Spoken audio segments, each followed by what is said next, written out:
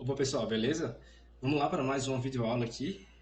Essa videoaula ela vai ser bem mais curta, não se preocupe que não vai ser 30 minutos que nem aquela última videoaula. É, Ela é basicamente sobre projeções ortogonais e vistas auxiliares e detalhes ampliados, ou seja, vai ser mais uma revisão sobre a parte lá da expressão gráfica que vocês já viram, mas a gente vai um pouquinho mais a fundo aqui para que vocês consigam utilizar tudo isso aqui na aula prática da gente, na aula presencial. Então a gente vai tirar dúvidas na sala presencial. Se você tiver alguma dúvida sobre tudo que vai ser falado aqui, guarda isso, anota aí para a gente discutir em sala de aula. Tranquilo? Primeiro ponto aqui, já começo com um dos slides mais importantes, que é a escolha da vista principal. Vamos lá. Na vista principal, a gente deve escolher aquela que representa a maior quantidade de informação sobre a peça. Você está segurando a peça aqui na mão, então você olha para ela, você achou uma face que representa a maioria dos furos, a maioria das entidades geométricas, projeções da peça, enfim, protuberâncias.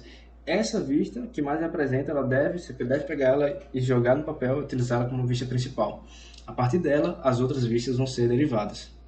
Se você ainda tem dúvida de qual vista principal utilizar, lembre-se de utilizar a posição de serviço da peça. Então, se você conhece onde essa peça trabalha, se conhece em que conjunto mecânico ela está e como ela funciona, utiliza, assim que você olhar ela em funcionamento, pega ela também joga no papel, que vai ser sua vista principal.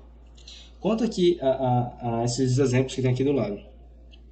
Percebam que também eu devo me preocupar com o número de representações, representando apenas o que é necessário a ser representado. Por exemplo, essa peça aqui, se eu tivesse só essa vista e essa daqui, eu já estava representando esse prisma aqui por inteiro. Porque eu não tenho nenhum detalhe aqui na peça embaixo, eu não tenho nenhum detalhe aqui assim, sei lá, nem aqui atrás. Então, se eu tivesse só essas duas, eu conseguiria representar. Essa daqui, não precisa. Esse aqui também é outro prisma com essa face aqui circular. Se tivesse só essa daqui. Essa daqui é nada mais do que uma repetição da de cima, então não me acrescenta nada, eu não consigo colocar. Então percebam que às vezes duas vistas só, elas já são suficientes para representar a peça por inteiro. Principalmente se você souber fazer a escolha correta da vista principal. Então gravem muito bem isso. Escolha a vista principal. A gente vai fazer escolha corretamente a vista principal. A gente vai fazer exemplos em sala de aula que a gente vai precisar muito disso. Segundo ponto aqui, a escolha de vistas deve ser bem estudada para evitar representações equivocadas da peça ou representações com ambiguidade. Pensem aqui, olhem para essas duas peças, certo? Essas duas vistas, desculpa. Vocês acham que ela representa só essa peça da direita ou que ela representa essa peça da esquerda? Pausem o vídeo, olhem bem aí e pensem. Essas duas peças representam a esquerda ou representam a da direita? E se eu disser que essas duas vistas representam as duas? Ó, podem olhar aqui. Se eu olhar daqui, eu vou ter essa vista. Se eu olhar de frente aqui, eu vou ter essa vista aqui. Mesma forma aqui, se eu olhar aqui eu vou ter essa, e se eu olhar na esquerda aqui eu vou ter essa daqui.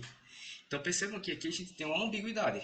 A gente, com duas vistas, não está conseguindo representar essa peça aqui, por exemplo, por inteiro. A gente está representando o cara. Se você entregasse um desenho desse só com isso aqui, o técnico poderia te entregar ou uma peça dessa ou uma dessa. E se a gente pegasse e mudasse, escolhesse outra projeção dessa vista principal? Para a da esquerda, a gente utilizasse essa vista aqui de baixo. Percebam que essa vista de baixo é diferente dessa daqui. Então assim eu conseguiria diferenciar essa peça da esquerda da peça da direita. E quanto a outro ponto, deixa eu apagar aqui. Vocês acham que eu precisaria de mais uma vista para representar essa peça? E aqui, vocês acham que eu precisaria de mais uma vista para representar essa peça da direita? Pensem aí. Se eu colocasse essa vista, sei lá, qual que eu poderia colocar? A vista de cima? Seria basicamente igual a essa daqui. Então, não acrescentaria nada. Uma terceira vista aqui seria redundante. Mas percebam que se eu colocar uma terceira vista aqui, eu vou ter, principalmente dessa parte de baixo, eu vou ter um detalhe maior desse corte aqui, que é como se fosse uma pirâmide que foi retirada desse meu prisma. Então seria interessante eu ter uma terceira vista aqui para o cara. Então é um dos pontos importantes que você tem que pensar. Lembre, sempre pense naquele que vai fazer a peça. Ele tem que entender por completo o que você quer dizer. E aqui embaixo, aqui a gente tem alguns exemplos de peças que têm faces similares, né? Mas elas são peças bem diferentes. Então, a escolha da outra vista, de uma projeção aqui, no caso, superior, né? Ao invés dessa daqui, que eu estou escolhendo uma vista como se fosse dessa parte daqui, frontal da peça. Só com isso aqui eu consegui diferenciar a peça esquerda da direita. Da mesma forma aqui embaixo, apesar delas terem formato similar, mas ela tem pontos diferentes, e justamente esses pontos diferentes que estar representados numa determinada projeção. Outro ponto aqui, evitar arestas invisíveis. Devem ser executadas tantas vistas quanto forem necessárias à caracterização da forma da peça, sendo preferíveis vistas, cortes ou seções ao emprego de grande quantidade de linhas tracejadas. Então, o que a gente pode perceber aqui? Primeiro ponto aqui, que devem ser executadas tantas vistas quanto forem necessárias, mas lembre-se que apenas as necessárias, não mais do que isso. E preferível vista, corte ou seções ao emprego de grande quantidade de linhas tracejadas. Por quê? Imagina que eu escolhesse a vista de trás aqui, certo? Então essa vista da esquerda. Eu teria uma porção de vistas auxiliares, uma porção de arestas visíveis. Essas aqui, por exemplo, essa daqui. A gente teria mais alguns detalhes aqui. Percebam que, se no lugar de escolher a da esquerda, escolher a da direita, eu consigo representar todos esses detalhes, principalmente esse daqui, de uma forma muito mais completa, sem estar precisando utilizar linhas auxiliares. Tranquilo? Desculpa, sem estar precisando utilizar arestas invisíveis. Então, evite ao máximo arestas invisíveis. É uma coisa que você não quer no seu desenho. Utilize outro artifício para conseguir sair dessa. A outra parte aqui, vistas deslocadas. Essa questão da vista deslocada, ela é uma mão roda, porque você, com uma simples setinha aqui, dizendo que essa é a vista deslocada A, você pode ter uma visão melhor, ou seja, você pode dar ao seu desenho uma visão específica de uma parte específica da peça que é importante, e você pode colocar essa vista aqui, ó, com essa representação, simplesmente vista A, você pode colocar ela em qualquer lugar do seu desenho. Então, se você está com um desenho muito cheio de informação, e você quer realmente, você precisa dar essa informação para o cara que vai fazer a peça dessa vista daqui, então você pode pegar ela e colocar em outro lugar do seu desenho, sem afetar a organização, ou seja, a imagem do seu desenho por um todo. Vistas interrompidas. Essa aqui eu vou passar bem rápido, né? Que geralmente quando você tem um eixo, você não vai representar o seu eixo por inteiro. Você tem um eixo de 2 metros, que é basicamente um contínuo, assim, não tem nenhuma mudança geométrica durante esses 2 metros, a não ser nas extremidades, por exemplo. Então você não vai colocar esse desenho todo, gastar uma folha, sei lá, a zero, para colocar o seu eixo lá. Sendo que você pode utilizar o artifício da vista interrompida. Você pode utilizar o traçado contínuo fino à mão livre, como esse daqui, um traçado simples aqui.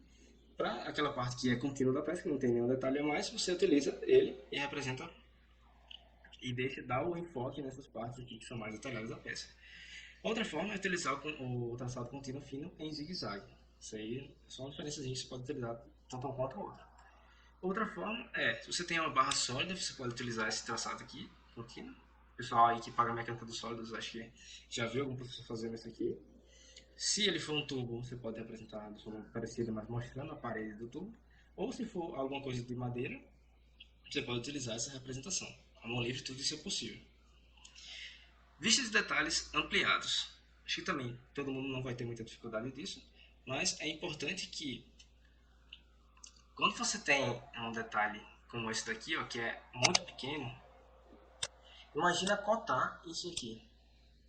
Fica muito difícil a gente conseguir cotar, fica até difícil a gente entender como é esse suco.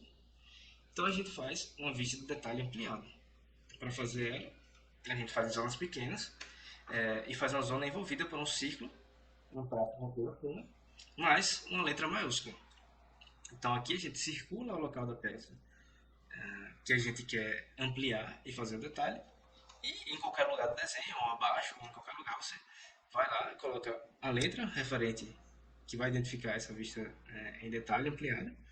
E por se tratar de uma ampliação, então a gente vai ter uma escala envolvida, uma escala de ampliação como essa daqui. Então, para representar essa peça, basta colocar o A e, entre parênteses, a escala, certo?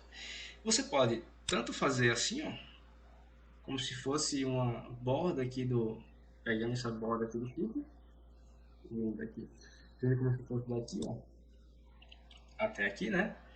Ou você pode simplesmente fazer um traçado aqui à mão livre, do jeito que você quiser, que represente um corte. Então, isso aí fica ao critério de vocês.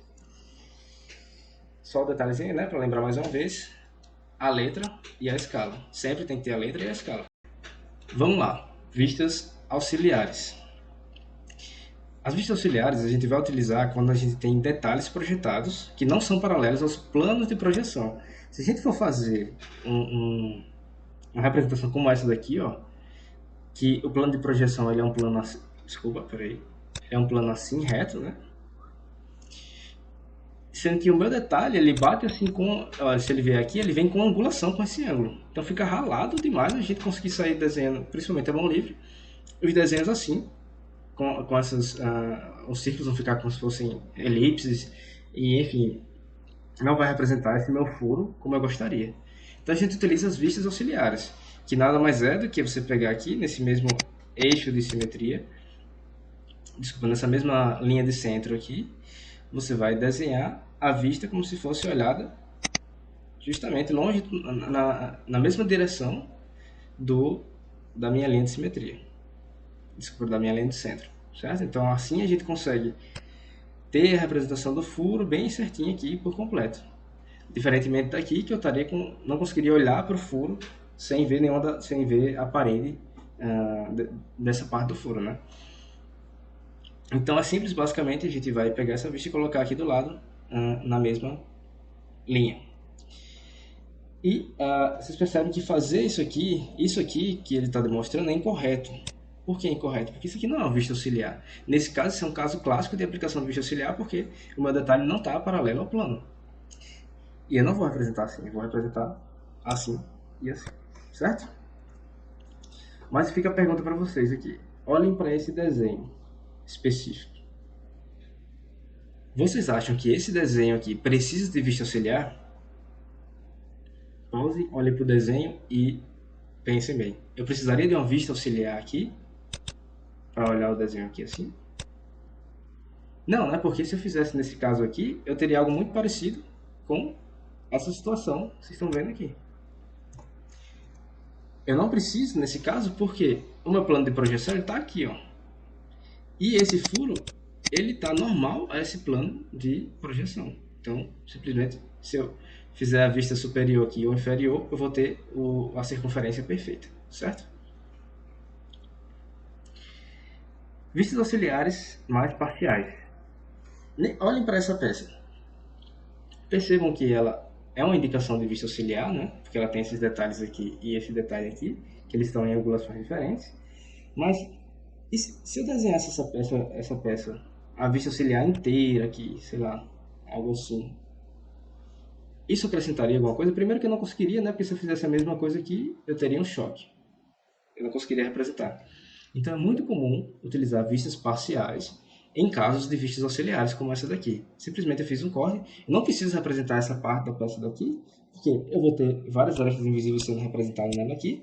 E lembram que a gente tem que evitar ao máximo a representação de arestas invisíveis? Então pronto, basta fazer esse traçado aqui contínuo mão livre e cortar essa peça. Essa representação está completamente correta já. Representações convencionais e simplificadas. A primeiro caso aqui, elementos repetidos.